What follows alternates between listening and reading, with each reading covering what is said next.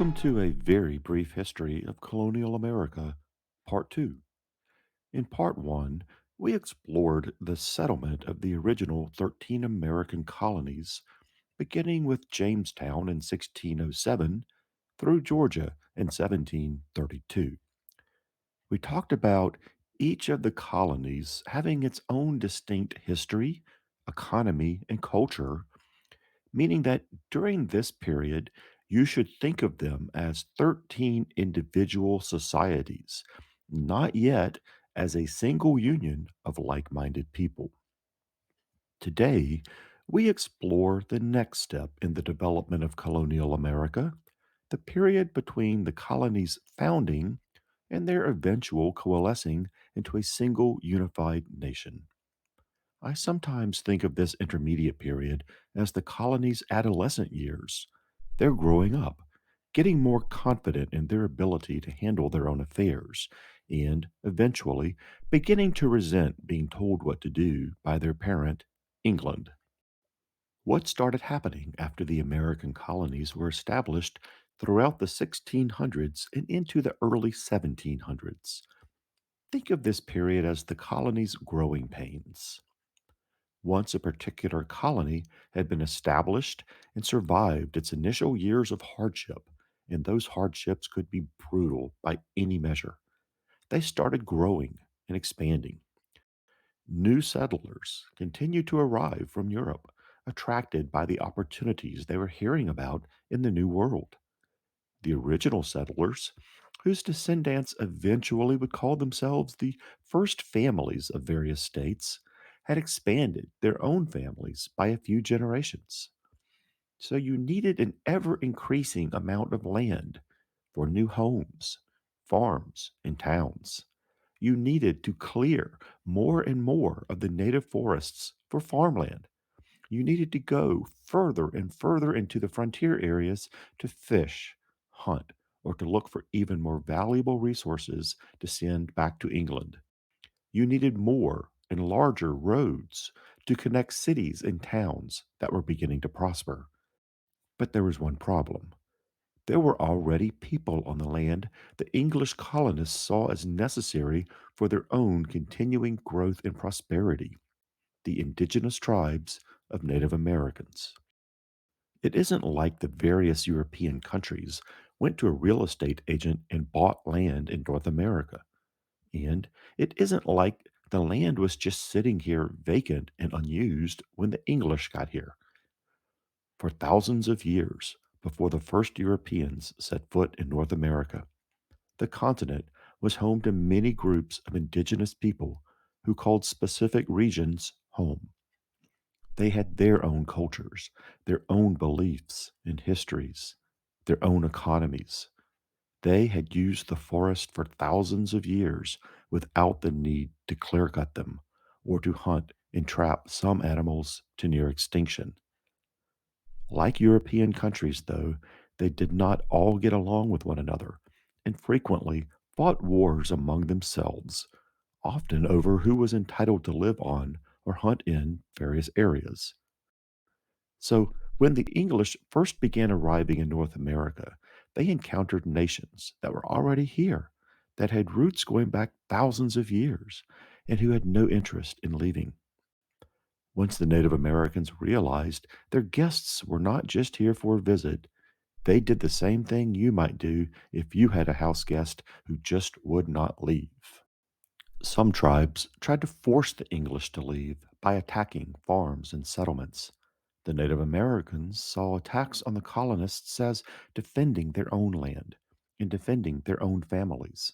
The colonists saw them as massacres. Other tribes made peace with the situation and did what they could to get along, but even they sometimes ran out of patience with the English and pushed back. Sometimes the colonies clashed among themselves over disputed boundaries. Quakers in Pennsylvania and Catholics in Maryland had a dispute lasting 100 years over the border between them until the matter was resolved by surveying the Mason Dixon line. Actual violence broke out between colonists from New York and New Hampshire over control of land that eventually became Vermont. So the shapes of states we take for granted today did not just happen. The other European powers competing with England for control of the New World also hemmed in the English colonies' drive for continuing growth. Recall from part one that the French bordered the American colonies to the north in Canada, and the Spanish bordered them to the south in Florida.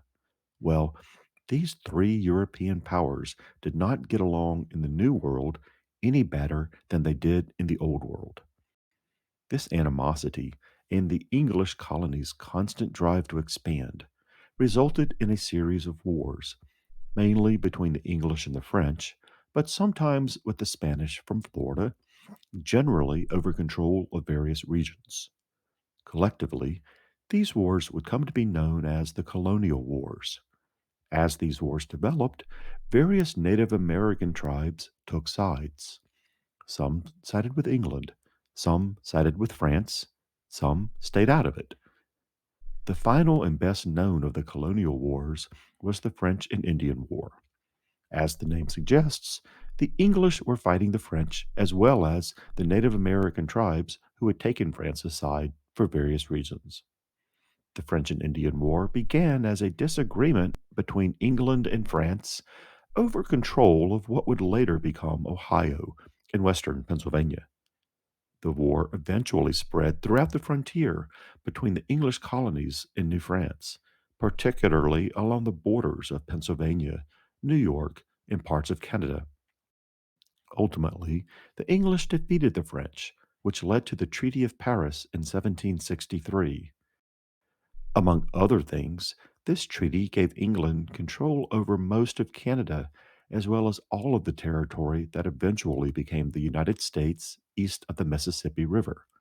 This included Florida because the Spanish had entered the war on the side of the French and lost Florida as a result. The American colonies saw this massive new territory on the other side of the Appalachians as a reward for their contributions and sacrifices in defeating France. They finally would have some elbow room to grow. Unfortunately for them, England disagreed. For one thing, the king did not want any more trouble with the Native American tribes. In addition, England wanted to reward the tribes that had sided with them against the French. As a result, King George III ordered the American colonists to stay on their side of the Appalachian Mountains and not to bother the Native Americans on the other side. The king drew a line along the Appalachian Mountains and told the American colonists not to cross it. Did this work? Of course not. By this time, the American colonies were in their teenage years and had pretty much stopped listening to what their English parent wanted them to do. So, despite the royal proclamation of 1763, people like Daniel Boone and others packed up and headed west. This westward movement, arguably the first steps in what later would be called America's manifest destiny to keep going west until we could not go any further, created continued friction and warfare throughout the coming century with yet more Native American nations who saw the world very differently than the Americans did. But that is a story for another day. We'll take up here in part three as the increasing prosperity of the American colonies leads to tension on both sides of the Atlantic and eventually to the American Revolution. Join us next time on A Very Brief History of Colonial America.